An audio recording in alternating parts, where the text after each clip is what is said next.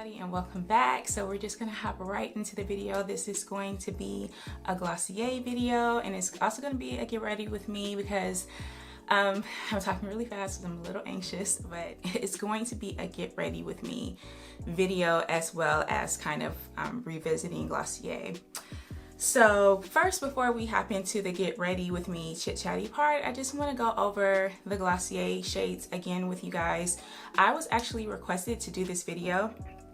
I have two other Glosssier videos that I will link, and I am no longer using those shades. Last year they had a shade expansion, and the shades that I got like a couple of weeks before they announced the shade expansion. So I went back in August. I went to the Glossier store in Los Angeles on Melrose, and I had a great time. It was a great experience. I do have a video up of that too, but I did get some new shades, and I just never got around to doing it. Even though I have been using them pretty consistently, I haven't gotten around to doing a video. So someone asked, a couple of people actually requested this video, so let's just jump right into that.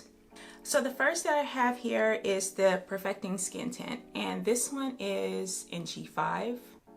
This is the newer one, and then this is the older one. This is in Deep. So if you're my shade, or if you previously wore Deep, then I would suggest getting the G5. I'm just going to show you the difference really fast. This is the old one. This is Deep.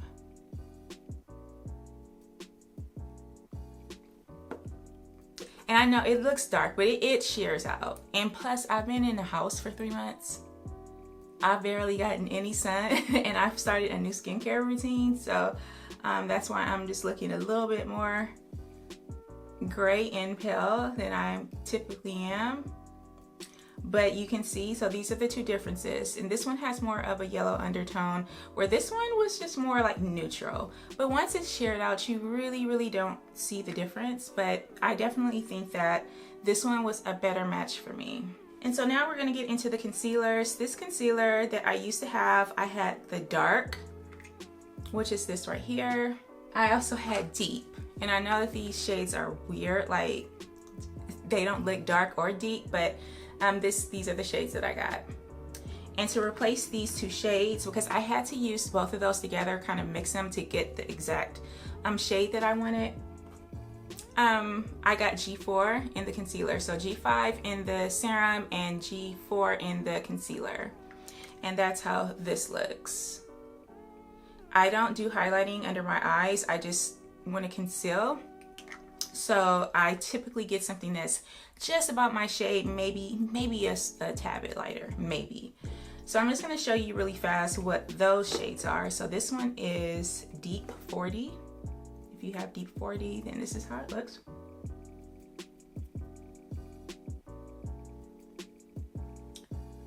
Oh goodness, it did not look like this. It did not look this dark when I originally got this. It's from being in the house for 3 months, I'm telling you. Okay, and so this one is Dark 30. And I still can't believe they call this one dark. This is crazy, but whatever. All right. And then the last one is the new one, so G4. And this is what I wear right now. Yikes, this is probably a little too dark right now for my under eyes. Oh my goodness. Yeah, no, I don't know if I can use this today. This was perfect when I went to the Glossier store.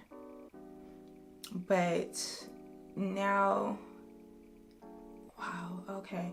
So I am going to use this just on some troublesome areas because I want you guys to see how it looks. But I think actually today I'm gonna have to go with Deep 40. I'm gonna have to go with the middle one because that is like a little bit closer to my skin tone. Or I might have to mix, I don't know. But I just wanted to show you guys the differences in that. And let me wipe this off. Okay, next up I have the Wowder. And my old shade in the Wowder was Dark Deep. Probably can't really see, you can't really see much of a difference. But yeah, this was my previous shade. My new shade is G5, G7. So remember, I am G5 in the serum, I am G4 in the concealer, and then G5, G7 in the Wowder. And I'm gonna just show you that. You can see it's a little bit lighter. I'm gonna show you both. All right, so you can kind of see that. So as you can see, that's the difference between those two.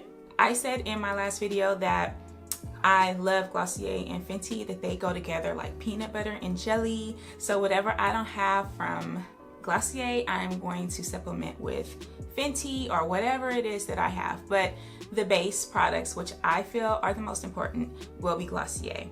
So we're gonna get into the chit chatty section of this video. I wanted to talk to you guys a little bit about some breakthroughs that I've had over the past couple of weeks. As you know, I haven't been here. It's been about 2 weeks since I've recorded a video, and it was so hard because, you know, these days I have nothing but time to record, but I had to take a little break because I fractured my hand.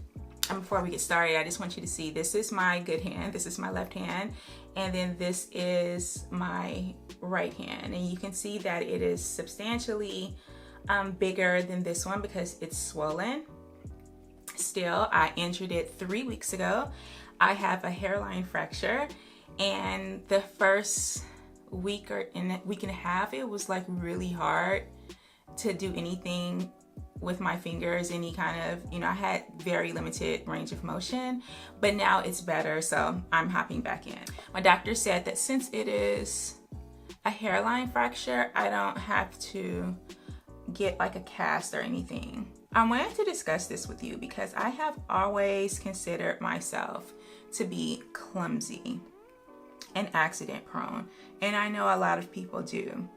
But after I had this incident, I had to reevaluate that term for me, and I had to figure out like what was going on with me, because I also broke my arm in December. It is concerning to have 2 breaks and 2 serious injuries like that within the span of a few months. Just really quickly, I'll tell you how I hurt my hand. I was right here. I was getting ready for a video.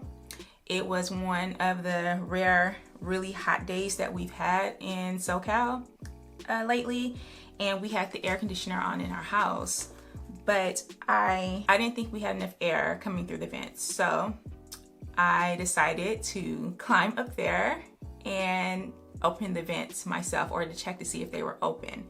And here's what was so problematic about that, is because right here, this is like a landing, like study area, like a nook where you have like computer desks and things like that. So this is where I've been working lately. And right here behind me is a door, and that's my bedroom.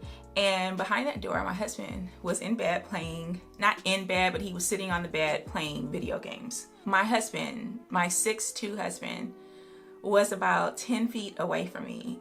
And he definitely would have just come and checked to make sure the vent was open, but I didn't want to waste 20 seconds that it would take for him to come from the bed to here to check the vent. So I pulled out my ottoman from under the table, and I'm gonna add a little bit more. I pulled out my ottoman and I climbed up there. And the minute I put my foot up there, I knew it was a bad idea. But you know what? I kept going, and I didn't even make it. I didn't even make it. Like with both, I barely had both feet on the ottoman when the top slipped and I started going backwards. And my husband said he heard me yelp because I was like scrambling trying to hold on to the wall, and there was nothing to hold on to.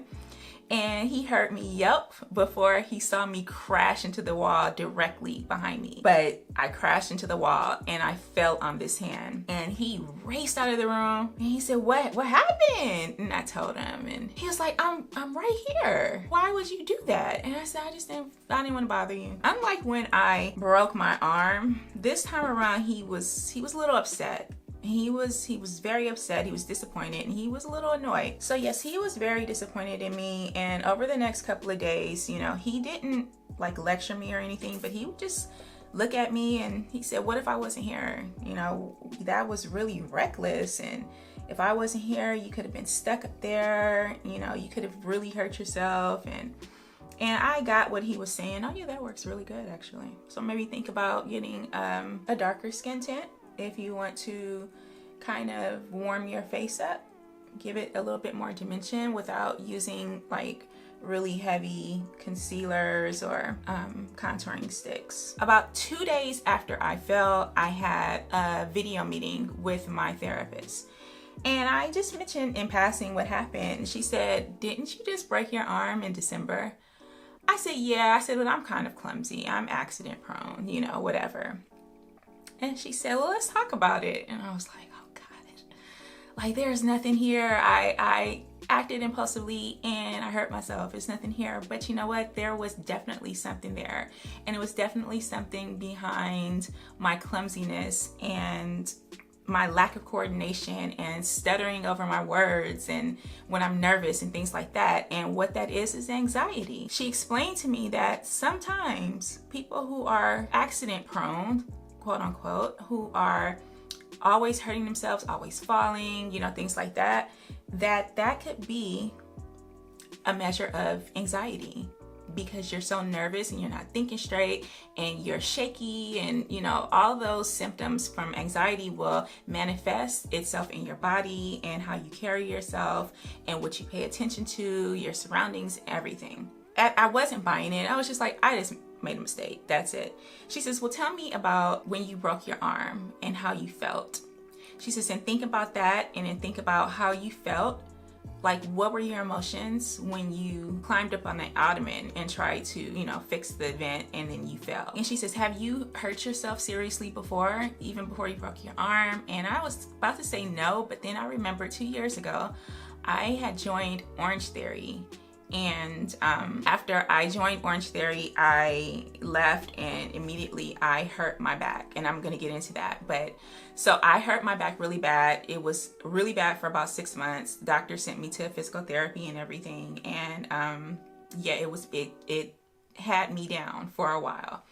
So she told me to think about how I felt when I fell from the ottoman, how I felt when I fell down from my porch when I broke my arm, and how I felt when I injured my back. And I'm thinking back to these times and it just, something clicks. When you're talking to your therapist, sometimes something just clicks and you, all of a sudden, you can see the truth. You can see the answers right there. And the way I was feeling, I had a burst of energy every single time. Every single time I had like this burst of energy where it's just, I couldn't sit down, I couldn't sit still. I needed to be productive, and if I wasn't productive, then everything was gonna go to hell. Like, that is how I was thinking. I had planned to take down my fall decorations on Saturday, and I ended up on Tuesday just saying, "No, I wanna take it down right now, and I have to do it right this second." And I went and took down trees and wreaths and lights and took out pumpkins and everything else that I had. And I'm just rushing and I'm feeling like this surge of adrenaline. I walked outside and it was night, and I thought to myself, you should not be putting up decorations outside at night. And I was like, I gotta do this. If I don't do this, I'm not gonna do it tomorrow. I'm not gonna do it on Saturday. I have to do it right now. And I ended up falling down because I wasn't paying attention to my surroundings, and I hurt my arm really bad. So that same thing happened with my fall from the ottoman. I just couldn't hold on and I couldn't wait. I just needed to get it done. With my back, I took my first Orange Theory class, and the instructor came up to me. She says, "I want you to go home. I want you to take some pain medication. I want you to eat some protein and drink a lot of water because you're gonna be in pain." And I said, "The Costco is right over here. I'm gonna go to this Costco and do my shopping." When I typically do my shopping on Thursdays, there was no reason for me to go to Costco that day. But it was just, I wanted to do it because I didn't want to go home, and I just felt strong and just elated and just full of energy. So I went to Costco and I'm tossing these heavy things into the basket, and I'm like, oh, I'm the strongest person in the world. And then I go to pick up Gatorade, and one of those huge packs of Gatorade. The minute my hands was reaching for the container, I knew that I needed to stop, because I just picked it up and tried to throw it into the cart like I'm He-Man or something, And when I picked it up and I went to turn, I felt my back go out. I could barely finish my shopping. By the time I got home, I could barely sit in the car and drive. I was down from that injury for about 6 months. And what they all had in common was that I had that same rush of energy. Like, I just could not sit still. I needed to be productive. And if I wasn't productive, I would feel horrible. She said, so when you broke your arm, she said, when did you get your period? I said, oh yeah, I remember that. I said, I got my period 2 days later. I remember being so mad that I broke my arm and then my period started. And I was like, gosh, this is horrible timing. She says, what about now? She says, when do you start your period? I said, I'm already on my period. I started my period yesterday. I started my period a day after I fell from the ottoman. I started my period 2 days after I fell from my front porch. And just because this was such a major injury for me, I remember I got my period 2 days after I hurt my back because I was like, I can barely even sit on the toilet. How am I going to maneuver tampons and pads and things like that? And I did, but it was very hard and very painful. And so my therapist said, well, you know, like she's walking me through it. And then the realizations are coming as I'm relating these stories and writing stuff down and just thinking about my mindset. I realized that all of these events happened while I was in PMS, and I do have PMDD, which I have mentioned so many times before. We both realized that I was coming apart at the seams while I was in PMS, PMDD mode. She explained to me that periods affect me more than they would probably the average person, and that's the case for a lot of women. You know, periods are not fun for us. But for me, because I do have a disorder, I have to start paying attention to how I'm feeling, and I have to pay attention to my actions and my surroundings because it can be dangerous if I don't. I can't rein it in. And I told her, I was like, well, I'm medicated. I shouldn't be acting like this. And she said, well, medication only helps so much. Just because it's controlling most of my symptoms, it doesn't mean that it's controlling all of them. It's not a cure. I still do have to work through some issues that I'm having. Once we talked it out and hashed it out, I 100% believe that a lot of my clumsiness is due to not just PMS, but just the anxiety, period. And I just never even considered that. And we never do. You know, that's why we go to therapists, because we need to make these breakthroughs. If I have to start taking better care of my mental health around the time of my period, and just whenever, because I am on anti-anxiety medication. It works about 90% of the time, but there are still some times where I am just lost and just I can't stop with the anxiety. I can't control it. And I mean, anxiety is such a common disorder that so many people experience. I wanted to share that story because I found out that my nervousness greatly contributes to my clumsiness, which I've had all my life. I've had anxiety all my life, so it's all coming together and it's all making sense. God, this is so embarrassing. Okay, so I have my base on, I have my concealer on, and the skin tint, and it's a little bit sticky. So I'm gonna take my powder, G5, G7 Wowder, and I'm just gonna put some of this on my face just to help the stickiness go away a little bit and to set the concealer. I would just do a boy brow, but I kind of like my brows a little bit more defined these days.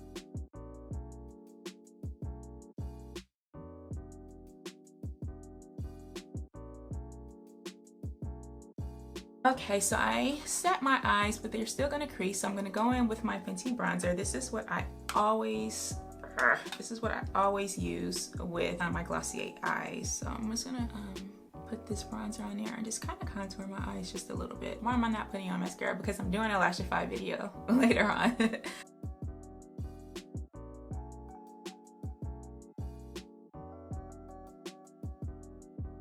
I'm gonna just take my bronzer again, and of course this is Fenty in Caramel Cutie. I kind of want to get the cream bronzers a little bit, but I'm like, I like this one. And I'm like trying to hit pan on stuff these days. I don't like to just keep buying stuff when I have something perfectly good at home, you know, already in my makeup stash.